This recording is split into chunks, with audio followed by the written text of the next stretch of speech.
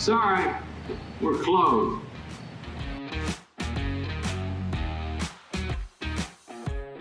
Welcome back, ladies and gentlemen. I have already preemptively struck Sean and posted the question of the day. And Excellent. That is excellent news. you're going to know, because we've talked about this already, this question of the day. And this is the first question of the day, Sean, that we've had more than two options as an answer. Okay. And that question is, when breaking up / stop talking. Wow. In 1 minute, you got 9 votes. It's pretty good. Not bad, right? When breaking up / stop talking, do you mute, unfollow, block, or do nothing on social media? Now, Sean, you haven't been in the single game in how many years now? We're on about a 4.5 now. 4.5. So, long time. It's been a long time. And although social media was still very present Yes. in those days, it's certainly grown over the last 5 years, 4.5 years. But back in those days, Back in the day. we still obviously use Instagram quite a bit.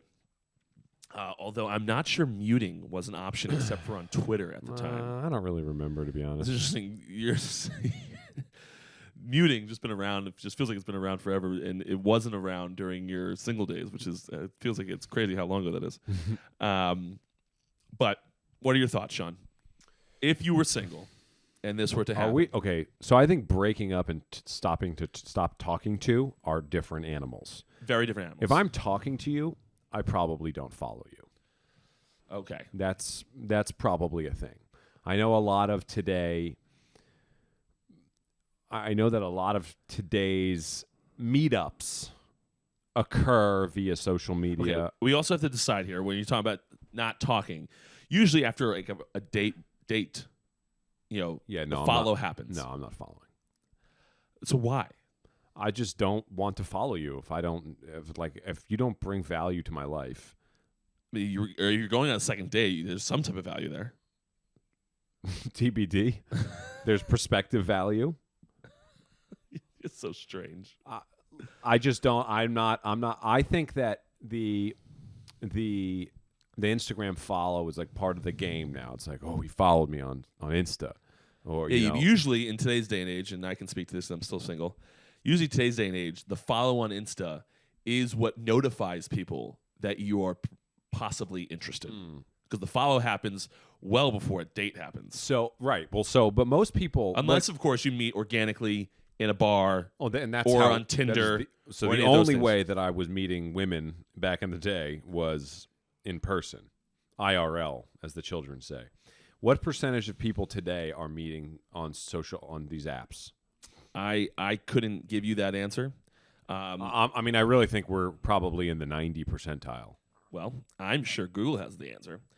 But so let's say for example, my last girlfriend, we met each other at the bar, and the first thing I do afterwards is look them up on social media. Like, I Right. want to see them. Right. Now, And I do that. I was Yeah. doing that. Now, I'm not sure if a follow happens immediately. Maybe not at that point. But if like she's hot and she wants, like if I want to like see her, I'm probably following her at that point. If I have her number, I'm unconcerned with following her on social media. If I don't have a way of contacting her, maybe. So that is what it is. But so for me, stopping talking to, like, I guess if maybe I had been seeing a girl for frequently, and then I never got myself into that situation. I mean, it really begs the question: is like, at what point are we breaking up? Is a breakup happen after you've had the "what are we" conversation? Say that again. So I'm trying to read these statistics on how many people get. What do we got there? So there's a couple statistics. It's hard to find. It says that A 2019 study, almost half the U.S. online users, so that'd be people that are on the app, are meeting people on the app. And then it was a jump to 77% by the end of the year. What did you type in? What percentage of people meet on dating apps? Then there was another study that says 22% of couples of couples meet online and end up getting engaged.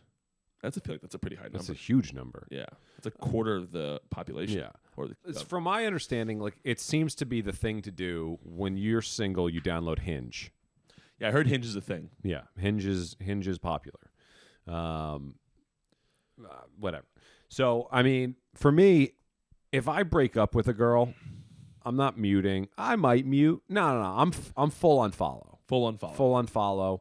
We're just gonna rip the Band-Aid off right away. I mean, I'm of the belief that none of this information coming back to me is valuable or helping me in any way, shape, or form. Breakups are always difficult. Of course. I don't want to be influenced whatsoever, especially knowing that they're probably going to be posting, the classic breakup bullshit. To be fair, people within my circle, when you break up with someone, I will likely also unfollow. I will give you a courtesy, but the moment I sniff out you thirst traps and stuff, adios. So that people in your circle? Yeah, like my friends and stuff. Like if one of my friends breaks up with a girl and the girl starts, doing the classic breakup. Oh, crap, I see what you're saying. Adios. You're in the circle. I'm out. Okay. You're gone. I'm a very absolute person. I'm not going to deal with it whatsoever.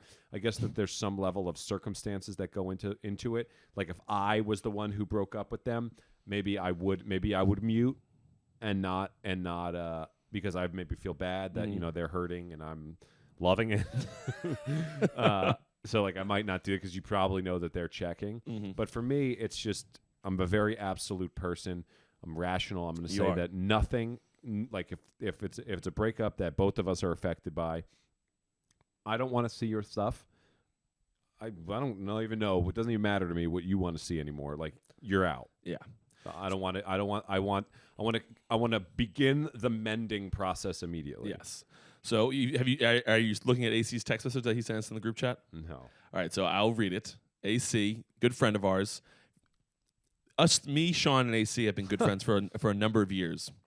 And we all have very different personalities. Me and AC are probably closer in personality than Sean is with the AC. So AC says mute is the only answer. Unfollow or block makes you look weak and can't have that. Doing nothing can lead to setbacks to trying to send a DM after seeing a story or post. I am completely unfazed by looking weak. That means zero to me. Yes, so that's the thing is I've always said like I'm not of the camp that does really anything. I might unfollow eventually. I'm not going to do it immediately. I am not a person here. Here's a little tag along to this. I am not a person that deletes photos. There's a caveat though here. My thing is I don't want to delete photos because I'm not just going to pretend that just never happened. Yeah. But I also post. My social media is very different than a lot of other people's social media. And someone brought up a good point to me that said, hey, some people don't post as much as you do, Pat, where it's going to get buried. True. And if they don't post that much, people will come to their page that might be interested in you as a single person and think you're still in a relationship. I'm with that. So I've retracted my statement that everyone should just don't delete this from your life. Right. But in my world, I don't do it because I'm going to bury it just from sheer volume of posts. Yeah. Because I do social in a very different way. Yes. Now, I will give you stopping talking and breaking up very different. Yes. So there could be different answers here, and I do believe that. I think personally, if you want to really get into some stuff here, I think that people are doing this thing entirely the wrong way. Okay. I mean, they're Elaborate. People meet somebody and then they're just immediately going like driving down the dating path. We're getting to the texting all day, every day. Don't even get me started on that. Don't even get me started. I want to get you started on it. The follow on Instagram, like I think people are just going, and then they get themselves into a position where they're in so deep, and now all of a sudden it's a thing, right? Now we're talking to. I was always cognizant to never get myself into that situation where, we chat, we talk, go out a couple times, whatever. But I was like very clear, kept my distance. Like I will let you know if this is. I think men today have a very difficult time putting their foot down and being a said man. No, I'm also of the same camp in that world. I don't understand how certain men allowed certain things to go on. And this is not even a respect thing here as far as like, oh, I'm the man, fuck you, do whatever you want. No, that's not what we're talking about. We're just talking about like doing what's best for you. Yes, and being nice. Yes. Like how do you allow someone to treat you that way? Yes. Like the whole thought process nowadays, and obviously they have that old phrase, happy wife, happy life, which theoretically is true. And a lot of men just don't care enough with what, okay, fine, I'll go do this just to shut you up. Do you know that you get to choose? Yes, the thing that is interesting here, and this is one of the few pieces of dating advice that I've actually listened to from you, Sean, and you already know this because I've told you this before, is, that's a sick helicopter. But let's talk about helicopters here in a second because I haven't mentioned this, but is to be yourself from the absolute beginning. Set the tone. Set the tone. AC knows about setting the tone. AC knows about setting the tone. But be yourself from the absolute beginning because it really does set the tone with as far as you're going to be making, if you're trying to marry someone, you're going to be making one of the biggest, if not the biggest decision of your life. Not only just with who you're spending your time with for the rest of your fucking life, but also it could be a huge financial decision. There's a stat that I saw in the state of New York that over 50% of marriages fail. So you're talking about an enormous financial decision as well. And setting yourself up where you're going on this first date, and first date, I understand like being a little bit nicer and like maybe not being like super aggressive because you want to have a second date, maybe. Sure. But there's always a little bit of a veil on day you just one. You just need to open the curtain at a more rapid pace than what I think people are doing. Yes. You can't be fake for a long time. Because at some point, correct.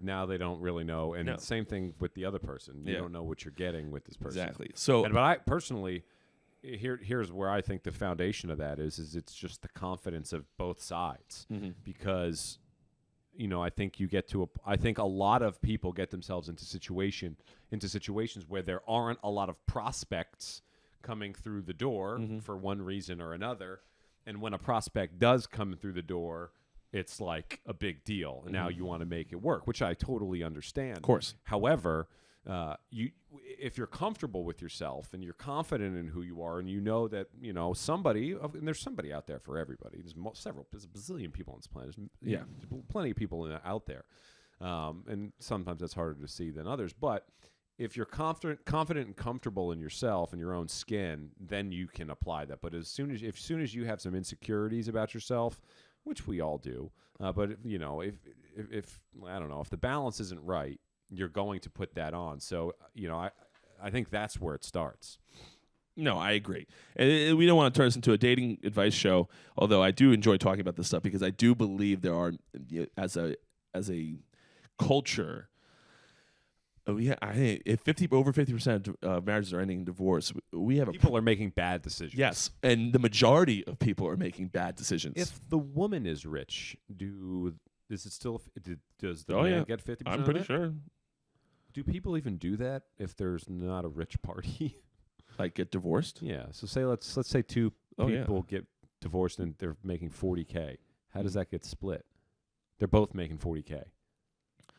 Oh, so I don't know about like assets. I think you like what you have. You kind of like split. All pool together. Yeah, you kind of split. It's not necessarily your salary. Okay. And then typically the man has to pay some type of child support, or because the woman's probably keeping the kids. That just seems how it works. That seems like another episode. Yeah, but and so the man, and they base the child support based on how much you're making. If they're not going to give you something you can't afford. Okay. But regardless of that, back to the more laid back stuff. I have recently gone through a breakup, so I can tell you what I did. Fucking nothing. However, when the posts come out, the I unfollowed. Sean, I know you unfollow everyone. I'm not dealing with it. I don't want to see that. When the posts come out, I mute. I just don't really want it. And then if you want to start, I mean, and keep in mind in this scenario, I was the breakupper. I don't know if that was clear. I broke up with her, in a way. And it happened. Yes, it happened.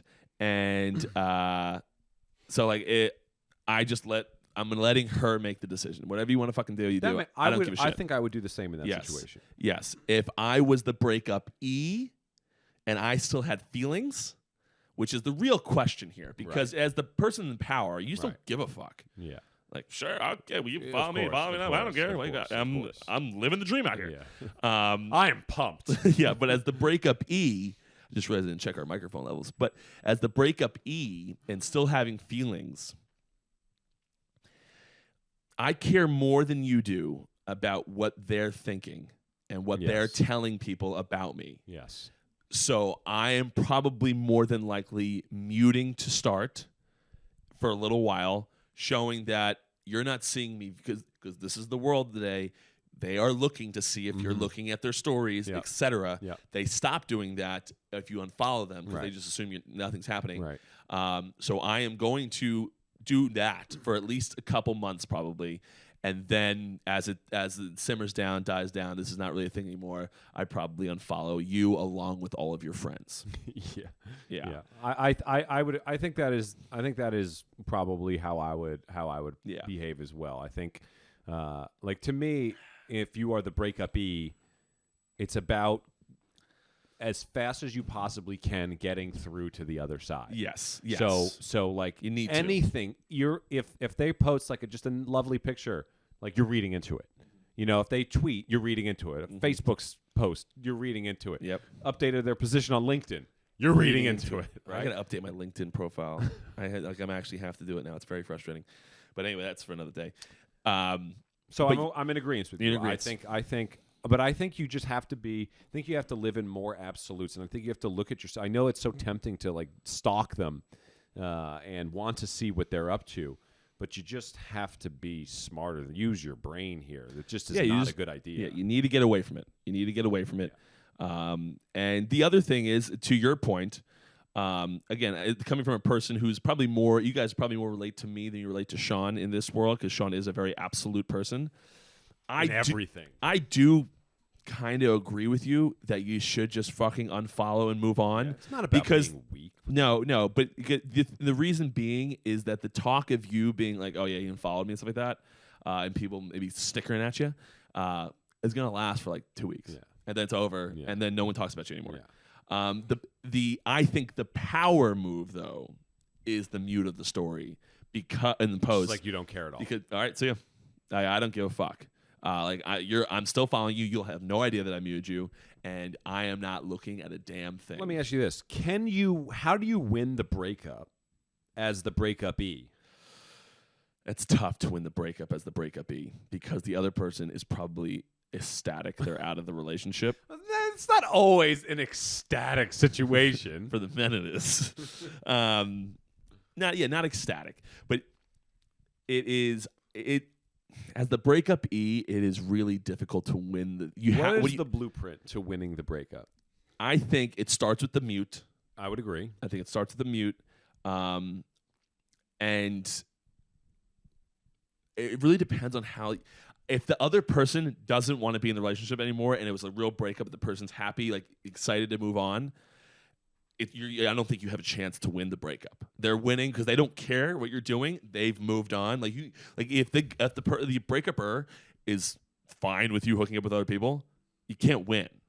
Well, let me ask you this: what if you break up with somebody and that person, like you're like, yes, I'm out, freedom, freedom, and that person changes nothing?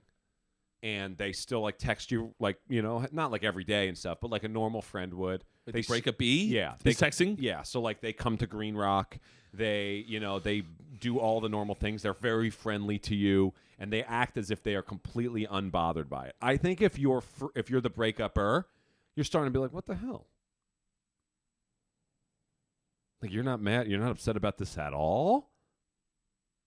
Yeah, I could see me second guess. Not Right. I have never, fun fact, All the girls that Patrick has dumped have been devastated. devastated. It might be true.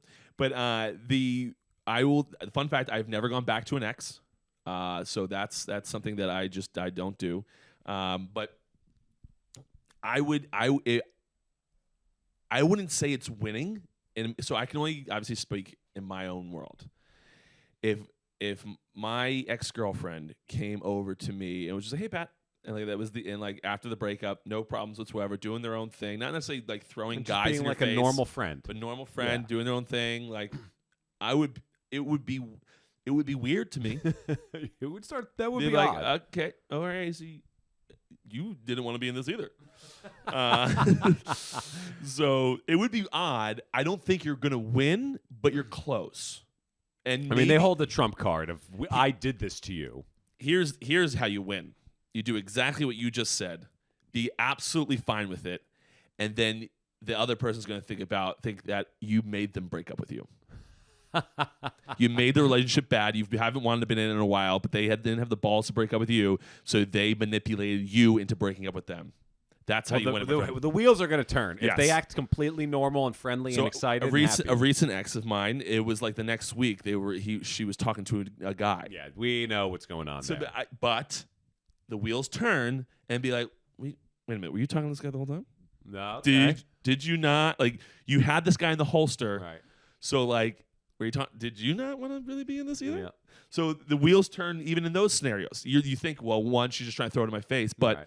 she wasn't expecting me to be here tonight. Yeah. So was she trying to throw this in my face? You know what I'm saying? Like, if There are cards to be played as the breakup E. yes, exactly. So it's an interesting scenario. But again, I am muting and letting it play out for a while without anyone seeing anything. Okay. So there's the question of the day. Love the question of the day. That was really good. I just posted a TikTok about it, and that's why I used it. And also, I believe this is the second question of the day of this other podcast. I'd like to shout him out, but on my TikTok, I stitched them so you can see it. This guy said by muting them after stop talking to them, it's like cutting the girl's balls off. Well, that's because they're going to try to do the whole, look at me, I'm fine. I'm better than fine. That's what they should post. Yeah. But yeah, I thought it was a really good question today, and it did quite well on TikTok. But speaking of my recent trip, and I was in Miami the past week. Loving life. Miami is just spectacular. It was just so expensive, but I purchased my first private plane ride home, and I did this. And it is quite expensive, but I'm just unsure if I can ever go back to commercial. My thing with the PJs is it is wildly expensive. Like, to me, to do that, I mean, we're talking like first class is like $700 or something, let's say. It might be a little bit more, I don't know, depending on your route. But we're talking, I mean, it's like $20,000 for the whole private plane scenario, and that's just a normal PJ, Yes. right? And like, I think that there's a time and a place, but like that to me is just a monster money suck up into a certain threshold. And somebody was telling me this about yachts, where it's just a money pit, where it's just like, I have this thing, and like I just literally is just dumping money into this thing all the time. I guess the net jets and the wheels up situation is a little bit different. No, probably not. Huh? Still a money pit. Well, it is, but it's not like when the flight's over, you're not like you don't have to pay for the pilots to go get some food per diem or anything. Yeah. So I I don't know about that, but I do know, having worked in the NBA, that it is very difficult being in a 3-person row again. That is hard to comprehend. But I've never been on a PJ. Please elaborate on the luxuries of such events. So here's the thing, and you know me, and I am all about experience. I am all about, I'm a little bit of a show off. Definitely. I enjoy what I do. I have made some money in my life. I'm not at the threshold, what I will be very honest about. I am not at the threshold of money where I can just do it every fucking time. I can never fly commercial again, but I can't take that many trips. You know what I'm saying? Right. It's not just I'm doing this now. Right. But I'll start with this. I took what's called a light jet, which is the small plane. It's not the propeller planes. It's Twin engine. Yep. It's a nice jet, but when you fly into Teterboro, you feel like a little puss because it's all Gulfstreams. I mean, just so people are aware. Yes. Teterboro is right outside New York City. It is the spot. If you own a Gulfstream, you are probably parking there. If you are anybody on a PJ, you're at Teterboro. You're not going to Morristown. Morristown's got some nice jets too. No. This is like a music video. Yeah, we flew into Teterboro, and I've told you this, Sean. I feel like people were laughing at us. They probably were. Yeah, and we had a nice jet, and no free ads, but I used Wheels Up because they work with American Express, and it was like, hey, I'm flying into this damn place, and you see these freaking Gulfstreams that probably are owned by huge CEOs and big banks and all this stuff. A Gulfstream is like stupid. It's incomparable to a Learjet. Yes, exactly. And so that was interesting. What I will say is takeoff and land in a private jet significantly more frightening than a commercial airliner. It was like you see everything and you feel like you're in a tube flying. Yeah. You don't feel like you're in this huge room flying. When you're taking off, you like feel like you go down and you come back. Those things I didn't enjoy in any capacity. I was flying with someone who's really bad at flying, like making noises. Like all of a sudden, the guy would be in a conversation. Really? Yeah, oh yeah, the guy would be in a conversation. It'd be like, yeah, and like legitimate noises. Which made things funny. Yeah. But I will say there are like times where we're flying out, I would like look down at the seat and like I'm just not going to pay attention to this is happening. Specific to takeoff and landing. Yeah, up in the air, phenomenal. Yeah. And so this is what sold me on really having trouble ever doing any type of commercial again. Is we took out the Bluetooth speaker, we took out a bottle of scotch, and we were listening to Sinatra. I don't know how many thousands of feet in the air. 40, I actually looked. 40? Yeah. 40,000 feet in the air and just cruising in a private jet. It just makes you feel rich. It's very similar to when we were in Vegas listening to Sinatra in the bathroom. Yes. On the built-in speaker system. Yes. That was a penthouse that me and Sean got along with some people, and that was magnificent. That was palatial. Yeah. But it is. That's a nice touch. Yes, that's a nice touch. So that's when you feel like you have that like sense of freedom, like yes. like I can do what I'd like to do. Yes, here. I can do this, which is crazy. That I certainly didn't think I'd be buying a private jet, but there is a plan now in place to purchase my own jet. And what I didn't realize, and this is why you get people with experience, because you don't want to just do things on your own without knowing what the hell you're doing. I have a friend that wants to do it with me who has already owned his own jet before. And he said the way to do it is similar to what people do with yachts, is you buy it, you finance it at a very low interest rate. Apparently it's very easy to finance these jets. It costs, let's say, $5 to $10 million for a super mid, I forget what they're called, super mid, what did I say it was? It's sort of the C. Citation, a super mid Citation. It's a very nice plane that you get on it. As he says, you'll still have the wow factor, which is what you want, because when you're going to fly clients around. Mm-hmm. On top of that, you just charter it out. And chartering it out is supposed to cover all of your costs outside of the finance charges. So you're still probably paying that, but as far as paying your who the people fly pilots, as far as paying your pilots, The drivers, as far as the air drivers, the air drivers, as far as paying the pilots and all of that, fuel and things like that, it typically apparently chartering it out and allowing that to take on some miles is what allows you to do it in a more reasonable fashion than what you would expect. So it was a lovely experience. I loved it. I'm going to Kentucky Derby next week. I'm probably going to book another one, where you will also be laughed out in the hangar, in a big way. Yeah. That's going to be embarrassing as well. But again, it was a lovely experience, and I am looking forward to doing it again. Yeah, that's a good luxury to be able to mix in. No doubt. Speaking of private jets, which we're going to smooth sail, whatever.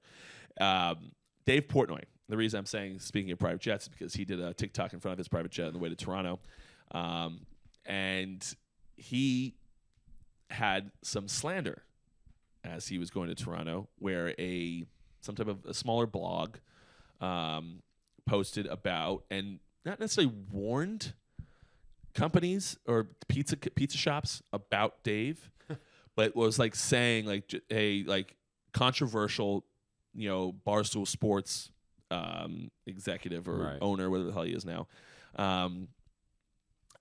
coming and many pizza shops wanted to stop by, and essentially what they were talking about is they would call these pizza shops and say, hey, listen, heard you want Dave here, blah blah blah.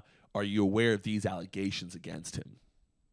And there were certain pizza shops that came back and said yes, and he has not been found guilty of anything, so we don't give a fuck.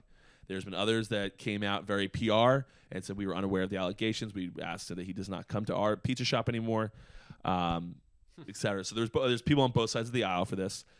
The thing that I found interesting, and this is what I want to dive into, is Dave has a number of enemies. He likes to make a list and pop a bottle of champagne every time he, quote unquote, kills the enemy. Mm-hmm. And this blog came out, and they asked the editor. I think she was on the Dave Portnoy show, which is ballsy. But she went on the Dave Portnoy show, and she just Business Insider. No, it's not Business Insider. This is the blog in Toronto. Okay. Went on the show and just flat out came out and said, "Yeah, that gets clicks. If I said nice Barstool executive or owner, does all these nice deeds for people coming to Toronto, doesn't do it. Right. But controversial. Yeah. You're posting about it. Yeah. Just gets clicks." And Dave said, I have never been so disarmed in a argument as I have been in that moment. He goes, if everyone said that, I'd have nothing. He said, if everyone said that, I'd have an empty gun. Yeah. Which is interesting. So is that the way to do it with Dave? Well, I think that truly honesty is always the best policy. And I think Dave he runs Barstool. Yeah. They know their way around some clickbait. Yep. And we all know the way of the world at this point, especially in the internet. We know, like he knows it, they know it, we all know it. Mm-hmm. I do think that. I think that is the best way to go about it. Just be very direct. Like, yeah, this is what we're doing. Everybody's doing it. Yeah, and everyone knows you're doing it. So you can't run an online publication without it. Yeah, it's not like you're hiding it. I thought it was great. I thought it was the exact way to do it because you are that's exactly what you're doing. I'm sure Toronto's a liberal city, so I'm sure they don't love Dave as far as a media guy. But what frustrates me in today's society is being guilty in public perception before anything actually happens. And like you saw, and I'm not saying I don't know exactly all the details of the Trevor Bauer case, but you saw Trevor Bauer get absolutely lambasted in the media because he had allegations of whatever he had, sexual allegations, some type of sexual misconduct. It was eventually dropped. He is now filing defamation lawsuits against her, the attorney that represented her, all of that, because they, in his view, knowingly lied. Right.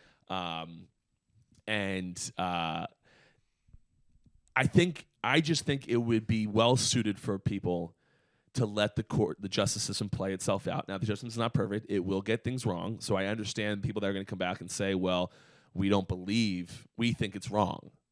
So, okay, and you're entitled to that opinion. But I think it would all be well suited, and similar to what people came back with on the pizza stuff was he hasn't been found guilty of anything. So why do we care? Just because people make allegations doesn't mean they're true. Right. I'm not going to just pass up an opportunity to have probably the biggest name in pizza. Big Pizza. He is Big Pizza. The biggest name in pizza not come to my thing when if he rates it a good rating, people flock to the pizza shops. Yeah. Like flock to them. Like people talk about it's like the greatest thing that ever happened to their pizza shop if they get well rated by Dave Portnoy. Crazy. So like if I owned a pizza shop, I would respond in that exact way. He has not been found guilty of anything. I would prefer him to come to my shop. Yeah, I'm the same way. I think we live in a world where you can be rewarded for dishonesty and you can be rewarded for non-integrity moves. Yeah. And I think that leads a lot of people astray. Yeah, I would certainly agree with that.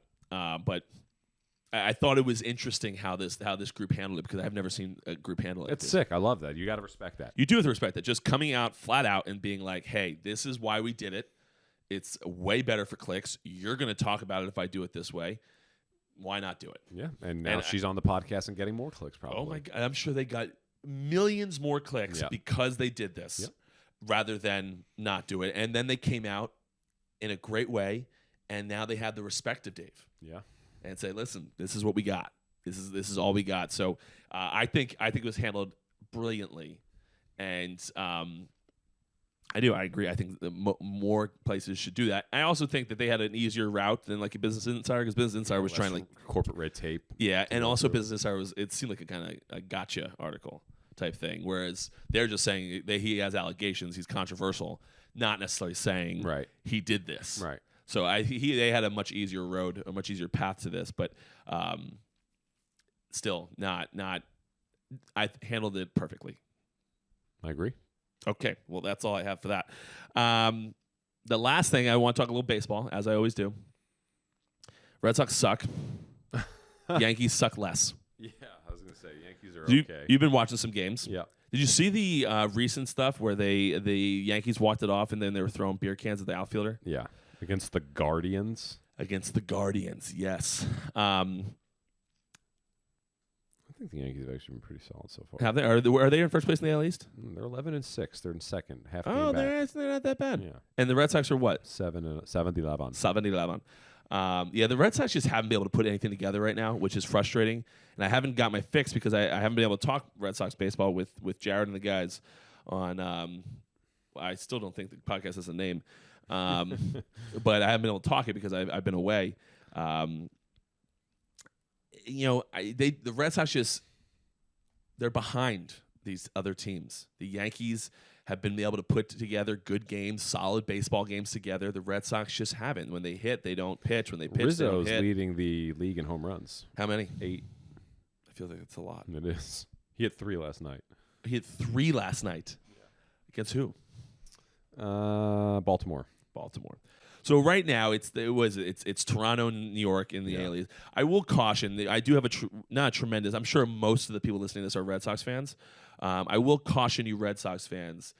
It's certainly not time to overreact. Pull the Aaron Rodgers, right? Relax. There's a lot of baseball to be played, but there's been enough baseball played for you to have a taste so far. Have a taste of what kind of team this is going to be. Now, what we have to have is adjustments. Can this team mold into a playoff caliber team? Because they certainly have the talent to do so. It's whether or not they can put it all together. And sometimes teams just can't do that. Sometimes the lineup and the things just don't mesh. They don't blend together. And although they're a talented club, similar to the Angels. So the Angels might have the two best baseball players of all time on their team. in Shohei Ohtani and Mike Trout. So they never fucking make the playoffs. So it's like you need things to mesh together in order for your team, to even a talented team, to be able to compete, especially in the AL East. The AL East is as loaded as it gets. When you're talking about a talented Rays team and probably third in the AL East, Who? the Rays, Yes. third in the AL East. The Red Sox are hanging out there with Baltimore, who also is winning some baseball games. You have a really tough AL East there, and a really young, exciting, not so much young anymore, but a young, exciting Toronto Blue Jays team that everyone thinks is the favorite to possibly definitely win the AL East, but possibly even go and win the American League. Mets best team in baseball right now. The Mets are 14-5. Jeez. Giants 13-5. Doyers 12-5. The Mets running away with the NL East. You know, 4.5 games up already. The Mets are an exciting team. They got DeGrom, who I don't think DeGrom's pitched yet, but they got Scherzer. That's even better. They have never had DeGrom pitch. I know. Oh my God, one of my old players is on the Mets. Get the hell out of here. Well, again, they're an exciting team, exciting bunch. I like the Mets. If I was going to root for a National League team, it would be the Mets. And that's very it's not. You don't hate the Mets. No, it's very prototypical of a Red Sox fan though. To want, because the Mets are kind of like the other rival of the Yankees. So you always root for the Mets, but the Mets are a good team, man. They'll but everyone talks about will they be the Mets? Cincinnati is terrible. Yeah, well, no one thinks 3-14. Weren't they in the playoffs last year? Yeah, but they got rid of some guys, I think. All of them? I don't think they're trying to do anything anymore, which they I think originally were trying to do things. Holy crap.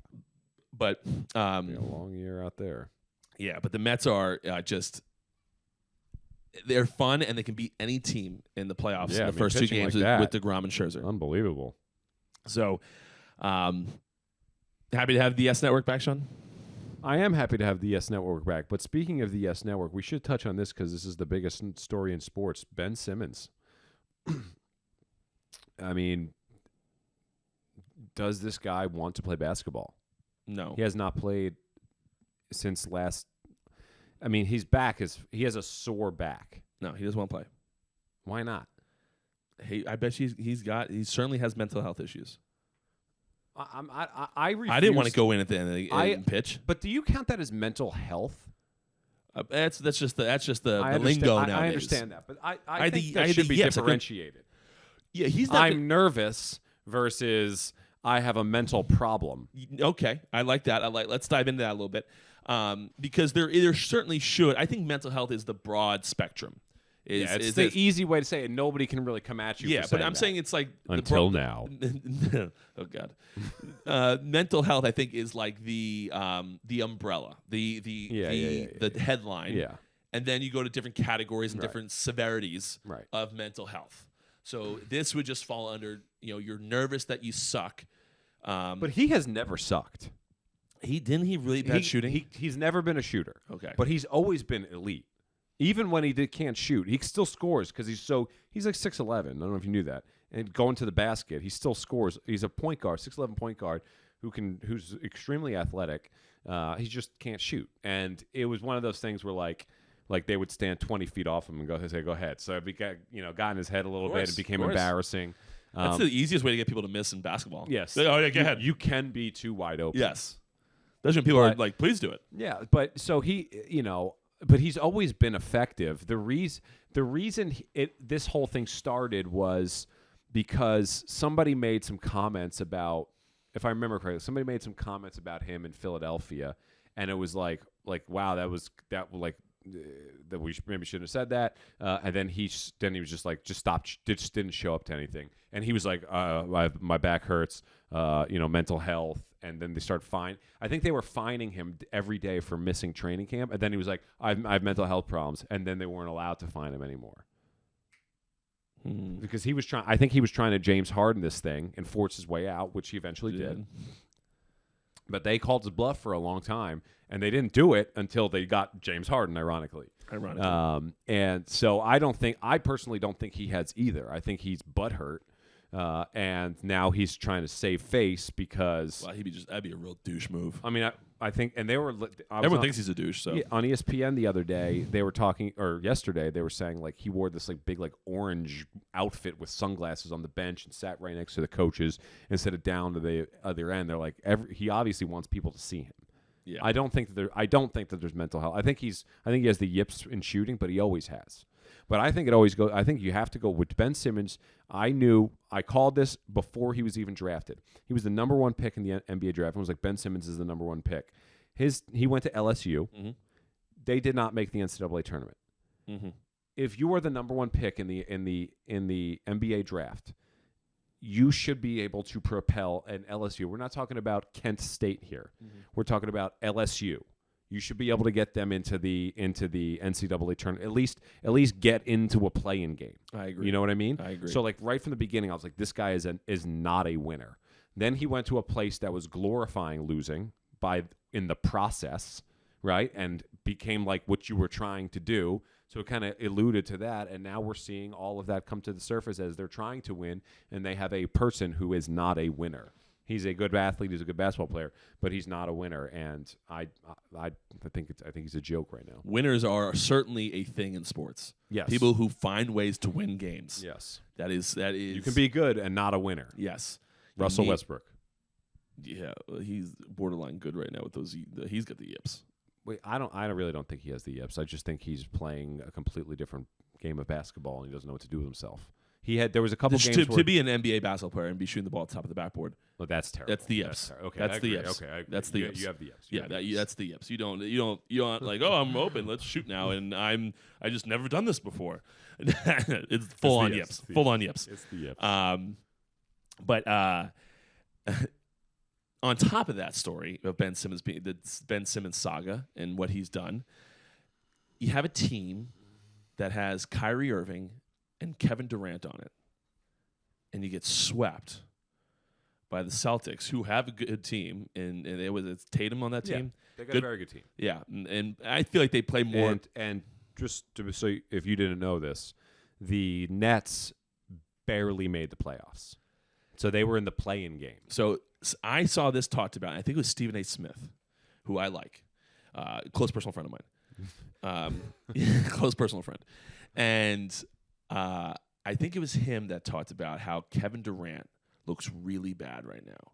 And his argument for it was how good the Warriors are doing without him and how he had a very difficult time. As people like to say, he's the best player. You know, people like to compare him to LeBron and how he propels his own teams to the playoffs and all that stuff.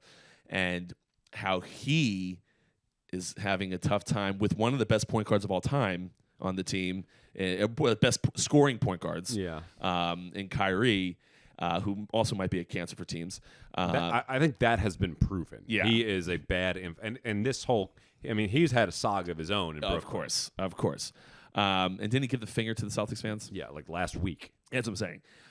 But him not be LeBron James. When you're comparing the two guys, who won with Kyrie, but was also propelling teams before Kyrie to the playoffs pretty easily. To the championship, to the finals. Yes. Like I remember he would struggle against that Magic team with Dwight Howard. Yeah, but who was the white guy? He's foreign. It wasn't Peja Stojakovic because of the Kings. Legend. Yes, legend. Legend. He was great in 3-point shooting contests. Who was do you remember the white guy? I don't remember who he was. Orlando? On the Magic. Yeah, he was I mean he was foreign. I don't remember who it was, but he had trouble with that team. But LeBron James, the Cavaliers were making the playoffs. Like, that was never a question. Never a question. To be on a team, although, yes, I can understand that Kyrie could hurt you. I can understand not having Ben Simmons, all that stuff. But to be on a team and try to put yourself in the conversation with a guy like LeBron James and squeak in and then get swept, I just think it looks bad for a Kevin Durant. And to leave Golden State, and Golden State be doing fine. Well, Golden State did fine without him to start. Of course. They have a good team, and they are the Tampa Bay Rays of the NBA right now. I mean, they're just getting talent like you wouldn't believe. Well, it's a lot easier also to be able to put together a team when you have people who can shoot. Bent it over between your legs. I'm talking about getting like rookies. Well, okay. So they have a good scouting development team. or whatever it is. But yeah, I thought it was very interesting. Very interesting take by Stephen A. Smith. I never thought Kevin Durant would look bad. And I was like, this guy's fantastic. Kevin Durant has never been a killer, though. He's always been like the quieter That guy did not miss. No, he's incredible. He's an incredible, and I think he's the best basketball player on the planet. But he has never been like, that Kobe mentality, that MJ mentality, that Cleveland and Miami LeBron mentality. So I was going to say Cleveland, Miami LeBron currently is Kevin Durant still the best basketball player on the planet? I think he's the best basketball player on the planet. With Miami version of LeBron playing right now. Oh, no. Yeah, I'm not saying LeBron James now. No. I'm saying LeBron James in Miami. James is the best basketball player I have ever witnessed and been competent enough to understand. Because I saw Michael Jordan play, and I think MJ is the GOAT. Yeah, as do I. But I did not realize it until I was an elder statesman of the game. Elder statesman. I think Kevin Durant is probably the best player in the NBA right now. But I think that there are real cases to be made for Devin Booker. I think there's some real cases to be made for Luka Doncic. I think there's real cases to be made for Nikola Jokic. I think that there will be a case very soon for Ja Morant. That dunk was unbelievable. That was unbelievable. And then, unbelievable. Then there's a guy you've probably never heard of playing for Minnesota right now named Anthony Edwards. Yeah, I've never heard of him. Who very well may have a case to be made for himself as being the best player in the world in a year or two. Interesting. But I just don't think he's that guy. I think he is an incredible player, but I don't think he is that assassin mentality. I'm going to put this team like when LeBron, like Cleveland's worst team in the NBA. LeBron came back and everybody knew he was going to put the entire city on his back and ride it to the ship, which he did. Yes. Which he did. And the only reason he didn't win more titles was because he went up against the juggernaut that was the Warriors. Yes. Arguably the greatest team of all time. Arguably, yes. So I just don't think Kevin Durant is that guy. Kyrie Irving is a disaster. He's a locker room disaster in so many different ways. And James Harden is, I think, the same way. Yeah. And I think that Ben Simmons is clearly proving to the world that he is also the same way. You did, and you don't have the alpha. Like LeBron could stand in front of the locker room and be the guy. Mm-hmm. They don't have that there. And it's do you ever end up having it like? Do you really ever end up having a chance to have an alpha there with Kyrie Irving? Because Kyrie Irving at this part of his career, he doesn't give a fuck. The alpha is always the person who has the most conviction and who's most adamant in their stance. But when there's a guy in there that just doesn't care what you say. But so that's why I think Kyrie is probably the alpha. And it may not be a good alpha, but I think he's the most convicted and obviously in who he is and what he's going to do. Makes sense. And now KD, who's way better than him, is just kind of at the whim of all of this. So I think the leadership dynamic is bad. And you're seeing that because the best teams in the NBA are not the big threes anymore. No. It's the Warriors. It's the Suns, the Grizzlies somehow. Yeah. And that's what's winning in the I think the big three era is ending. Well, I'm certainly happy about that. It was weird that everyone just teaming up. I enjoyed some of it, but I didn't. It's still happening a little bit, but I think we were just seeing that the Warriors just had the perfect storm, and we're just going to ride this out. They're going to be good for a little bit. Yeah. And then the Heat were good with Bosh, Wade, and LeBron. Yeah. But the Lakers are proving to everyone that you can't just put three good players on the same team and everyone they're just going to win a bunch of games. Who isn't proving that? However, right now? LeBron did make a good point in his post-season interview that they were like 25-6 when all three of them played together. So he did have a good point there. They just couldn't stay healthy. I did not know that. Regardless of that, the last piece I want to touch on about the NBA before we go back to the question of the day is. Did you see? This is funny. This is not. We don't have anything really to discuss about this, but it's just a funny thing I saw. Did you see Charles Barkley and Shaq? You see, Charles Barkley was talking about guys banging him. He's like, when a guy is banging you, Shaq could not keep it together. Which I thought that was really funny. If you haven't seen it, go look at the clip. It is because I always get a kick. Recently, I don't really like Saturday Night Live. Yeah. But when the guys can't keep it together because it's hilarious, it's funny. Always the best. It's funny. Always the best. All right. Question of the day. The question of the day Did I just say question of the gay? Well, your mind was on it, man. Question of the day. We have 134 votes coming on in. And we have a landslide here. Okay. The least popular vote is block at 9.7% of the vote. I voted for that. Thank you. Oh, no, I didn't. I No, said you unfollow. unfollow. The second to least popular vote is mute, 10.4%. Okay. The third, or coming in second place here, which is the one you chose, as unfollow, coming in with just under 30% of the vote. And do nothing comes in at a smooth 50% of the vote. Bunch of prideful people out there, let me tell you. I think do nothing is the least prideful thing. Whatever. I don't care. It's Instagram. Sure, stay. Like that's nothing. You're doing nothing. If you're doing nothing to keep looking, it as soft. I don't do nothing. I view as the least soft thing. I think on the surface it looks soft. It looks like the least soft, but No, I think I it think- actually is the most soft because I don't believe that people are doing that because hey, I'm going to try not to be bothered by this. Okay, so here's the thing. It's dependent on obviously what they're doing. If you're doing nothing in just hopes that it comes off that you don't care. Yeah. But if you're doing nothing because you don't give a shit, Well, it's the least soft thing. yes. Yeah. Oh, sure. Well, I don't Yes. care. I don't think that happens. But there's the caveat, of course, of what's your actual intentions here for doing nothing. So I came in almost last with what I would do. But 4 minutes left, and this is certainly going to stay the same here unless we get a tremendous amount of votes in the next 4 minutes. But do nothing. Do nothing. 50% of the vote. There you have it, folks. There it is. There it is, folks. Well, great episode, Sean. Tremendous. Tremendous episode. Until next time.